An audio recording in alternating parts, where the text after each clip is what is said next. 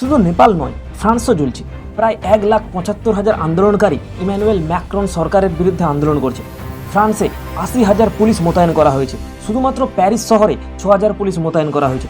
কমপক্ষে 473 জন আন্দোলনকারীকে অ্যারেস্ট করেছে পুলিশ। আন্দোলনকারীরা ব্লক এভরিথিং মুভমেন্ট শুরু করেছে। এর পিছনে কারণ কি সহজভাবে ডিসকাস করব, তার আগে চ্যানেলটা সাবস্ক্রাইব করে নিন। ইউরোপীয় ইউনিয়ন টার্গেট রেখেছে 2029 সাল পর্যন্ত ইউরোপীয় ইউনিয়নের বাজেট ডেফিসিট জিডিপির 3%-এর নিচে নামিয়ে আনবে।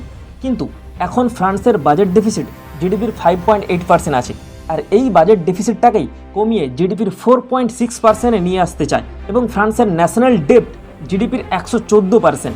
অ্যানুয়ালি 55 বিলিয়ন ইউরো তো শুধু ঋণ মেটাতেই খরচ হয়ে যায়।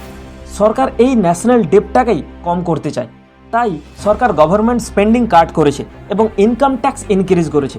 পেনশন বাড়ানো বন্ধ করে দিয়েছে, ওয়েলফেয়ার স্কিম এবং পেমেন্ট বন্ধ করে দিয়েছে, হেলথ কেয়ার ঔষধপত্রে সবে সাবসিডিজ কমিয়ে দিয়েছে, local government budget environmental budget কমিয়ে দিয়েছে, পাবলিক সেক্টর জব কমিয়ে দিয়েছে। 3 জন সিভিল সার্ভেন্ট অফিসিয়াল রিটায়ার হলে মাত্র 1 জনকে নিযুক্ত করা হবে। সরকার 2 দিনের পাবলিক হলিডেকে বাতিল করতে চায়, কারণ প্রোডাক্টিভিটি ইনক্রিজ করার জন্য।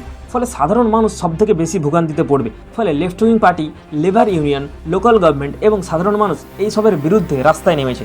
তাছাড়া ফ্রান্সের পলিটিক্যাল স্টেবিলিটিও নেই। 2024 সালে ইলেকশনে কোনো সরকারের মেজরিটি সিট পায়নি। ইমানুয়েল ম্যাক্রন একটি কোয়ালিশন সরকার চালাচ্ছে। ম্যাক্রন লাস্ট 2 বছরে 5টা প্রধানমন্ত্রী পরিবর্তন করেছে। লেফট পার্টি সবথেকে বেশি সিট আছে।